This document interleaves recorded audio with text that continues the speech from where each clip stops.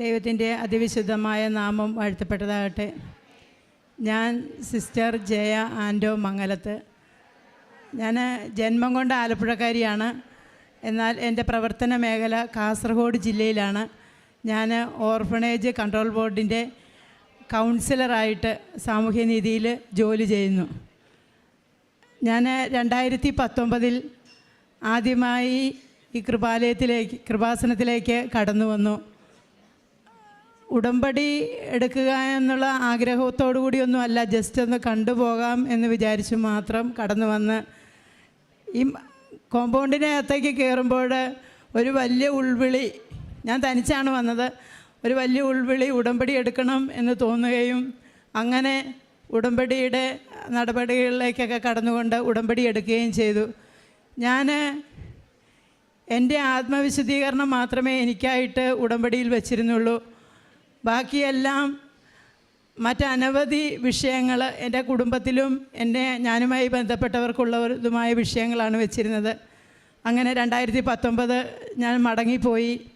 തുടർന്ന് 2020-ലും 2021-ലും പല പ്രാവശ്യം ഞാൻ ഈ ദേവാലയത്തിലേക്ക് കടന്നു വന്നുകൊണ്ട് ബഹുമാനപ്പെട്ട അച്ഛൻ്റെ വചനപ്രസംഗങ്ങൾ കേൾക്കുകയും, എന്നാൽ അപ്പോഴൊന്നും ഞാൻ ഓൺലൈൻ ചാനൽ സബ്സ്ക്രൈബ് ചെയ്തെങ്കിലും അധികമൊന്നും കേൾക്കുവാൻ ഞാൻ സമയം കണ്ടെത്തിയിരുന്നില്ല. പ്രാർത്ഥനയൊക്കെ മുടക്കാതെ ചെല്ലുമായിരുന്നുവെങ്കിലും അച്ഛൻ്റെ പ്രസംഗങ്ങൾ ഇവിടെ വന്ന് കേട്ടതല്ലാതെ ഞാൻ ചെയ്തിരുന്നില്ല.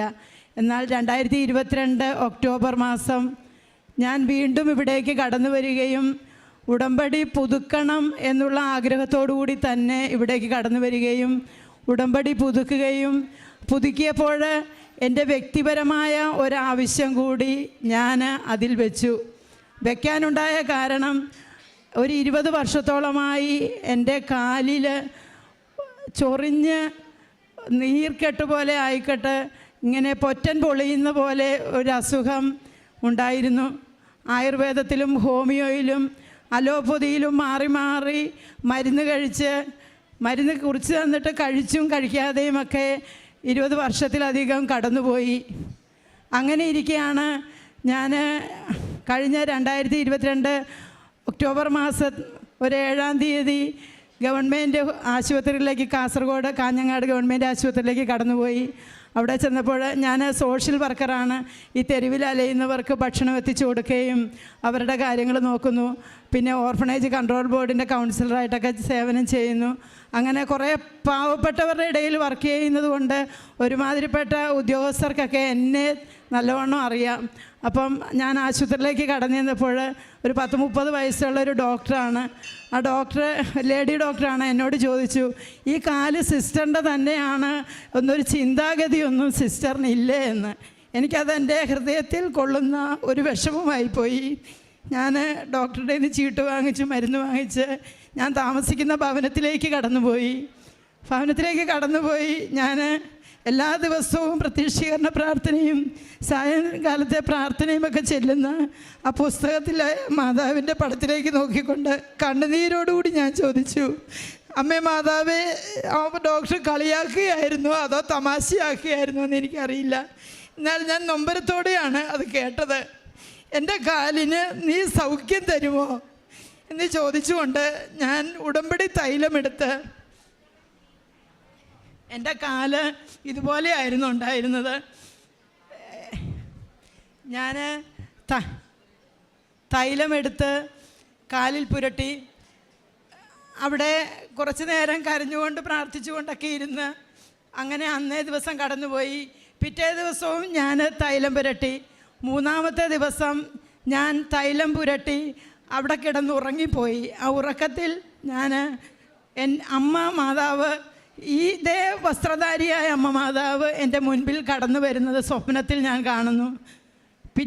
ആ ഉറക്കമുണർന്നപ്പോൾ എൻ്റെ കാല് ഇപ്പോഴെൻ്റെ കാല് എങ്ങനെയുണ്ടോ അതുപോലെ ഉണങ്ങിയിരിക്കുന്ന അവസ്ഥയിൽ ഉണ്ടാകുവാനിടയായി. 2022 ഒക്ടോബർ മാസമാണ് ഈ സംഭവം നടന്നത്. ഞാൻ തുടർന്ന് വളരെ വലിയൊരു കൃപാസനത്തിൻ്റെ ഭക്തിയായി മാറുകയായിരുന്നു. മാതാവിൻ്റെ വലിയ ഭക്തിയായി മാറുകയായിരുന്നു. പിന്നീട് അപ്പോഴൊക്കെ അതിന് മുന്നേയൊക്കെ എനിക്ക് ഇവിടുന്ന് കിട്ടുന്ന കൃപാസനം പത്രം മാത്രം പറ്റുന്നത് പോലെയൊക്കെ വിതരണം ചെയ്ത് ഒന്നും എന്നെ നഷ്ടപ്പെടുത്തത്തില്ല. പറ്റുന്നത് പോലെയൊക്കെ ഒരു മാസം കൊണ്ടൊക്കെയാണ് തീർത്തുകൊണ്ടിരുന്നത്. എന്നാൽ അതിനുശേഷം ഞങ്ങളുടെ റൂട്ടിൽ വരുന്ന ബസ്സുകാരോട് ഈ പത്രം വാങ്ങിച്ചുകൊണ്ട് തരണമെന്ന് പറയുകയും ഞാൻ പല സ്ഥലങ്ങളിലൊക്കെ യാത്ര ചെയ്യുമ്പോഴെല്ലാം എൻ്റെ ബാഗിൽ ഈ കൃപാസനം പത്രവും വെച്ചുകൊണ്ടാണ് ഞാൻ പോകുന്നിടത്തെല്ലാം അത്ഭുതകരമായ അമ്മയുടെ സാക്ഷ്യത്തെക്കുറിച്ച് പറയുവാൻ അമ്മ മാതാവ് എനിക്ക് വലിയ കൃപ തന്നു. അതുപോലെ തന്നെ ഞാൻ ഓപ്ഷൻ എടുത്ത് കേരളത്തിൽ 32 വർഷമായിട്ട് സേവനം ചെയ്യുന്നു. ആദ്യ സമയങ്ങളിൽ ഞങ്ങൾക്കൊരു ഭവനമൊക്കെ ഉണ്ടായിരുന്നു. എന്നാൽ കാലക്രമേണ കുറച്ച് നിർധനരായ രോഗികളെയൊക്കെ നോക്കിയ വകയിൽ കുറച്ച് കടബാധ്യതകളൊക്കെ വന്നു. ഭവനം വിറ്റ് കടം വീട്ടേണ്ട അവസ്ഥ വന്നു. വാടക വീട്ടിലേക്ക് പോയി.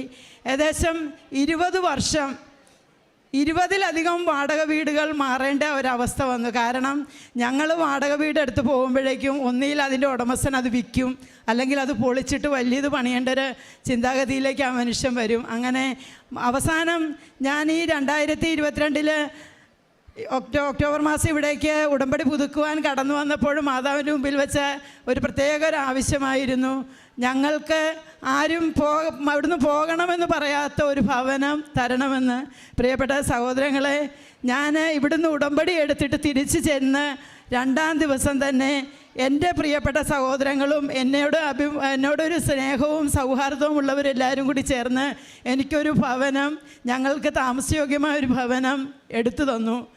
ദൈവത്തിൻ്റെ നാമം അനുഗ്രഹിക്കപ്പെടട്ടെ. അതുപോലെ തന്നെ ഞാൻ ഈ തെരുവിലൊക്കെ ഭക്ഷണം വിതരണം ചെയ്യുവാൻ പോകുന്നത് സ്കൂട്ടിയിലായിരുന്നു. അത് കഴിഞ്ഞ 15 വർഷമായി ഉപയോഗിച്ചുകൊണ്ടിരുന്ന സ്കൂട്ടർ എനിക്ക് അതിൻ്റെ കാലപ്പഴക്കം 15 വർഷം കഴിഞ്ഞാൽ പിന്നെ പുതുക്കണം. അങ്ങനെ ഒരു കാലപ്പഴക്കത്തിലേക്ക് എത്തിയ അവസ്ഥയിൽ എനിക്ക് ഭക്ഷണം വിതരണം ചെയ്യുവാൻ, ഭക്ഷണം തെരുവിലൊക്കെ കൊണ്ട് കൊടുക്കുവാൻ വാഹനമില്ലാതെ വിഷമിക്കുന്ന കാര്യവും ഞാൻ ഉടമ്പടിയിൽ വെച്ചായിരുന്നു.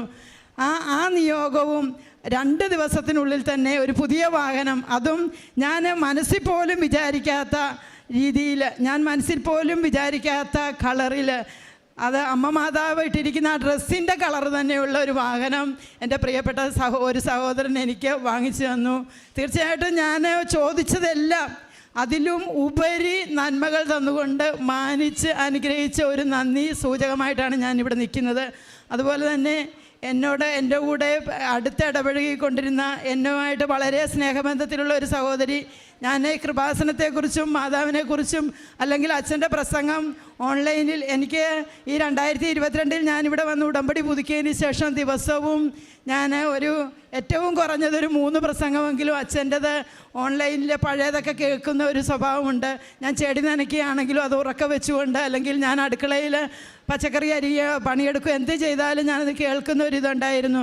അപ്പോൾ എൻ്റെ കൂട്ടുകാരി വളരെ ഇഷ്ടമില്ലാത്ത രീതിയിൽ അത് ശരിയല്ല എന്നുള്ള രീതിയിൽ എന്നോട് സംസാരിക്കുന്ന ഒരവസ്ഥയൊക്കെ ഉണ്ടായി. ഞാൻ ഒന്നും തർക്കിക്കാനോ ഒന്നും പോയില്ല. ഒരു ദിവസം എനിക്ക് തോന്നി ആ തൈലം എടുത്ത് എൻ്റെ തള്ളവിരലിൽ പറ്റിച്ചിട്ട് ഞാൻ ആ സഹോദരിയുടെ നെറ്റിയിൽ, അവർ പെന്തക്കോസ്ത വിശ്വാസത്തിലുള്ള ഒരു സഹോദരിയായിരുന്നു, ഞാൻ നെറ്റിയിൽ കുരിശ് വരച്ചു.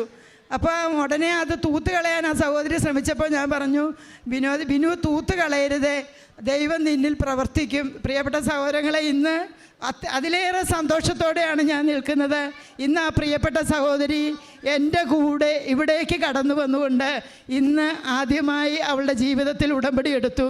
കർത്താവ് അങ്ങനെ അത്ഭുതകരമായ പ്രവൃത്തികൾ അമ്മ മാതാവിൻ്റെ മധ്യസ്ഥതയിൽ നേടിത്തന്ന ഒത്തിരി അനുഗ്രഹങ്ങൾ എനിക്ക് പറയാനുണ്ട്. അത് പറഞ്ഞാൽ വാക്കുകൾ തീരുകയില്ല. അതിനാൽ ഇത്രയും ഒരവസരത്തിൽ അമ്മ മാതാവിൻ്റെ സന്നിധിയിൽ നിന്നുകൊണ്ട് ഇങ്ങനെ ഒരു നന്ദി പറയുവാൻ എനിക്ക് തന്ന വിലയേറിയ അവസരത്തിന് നന്ദി പറഞ്ഞുകൊണ്ട് നിർത്തുന്നു. ദൈവം എല്ലാവരെയും അനുഗ്രഹിക്കട്ടെ. ആമേൻ.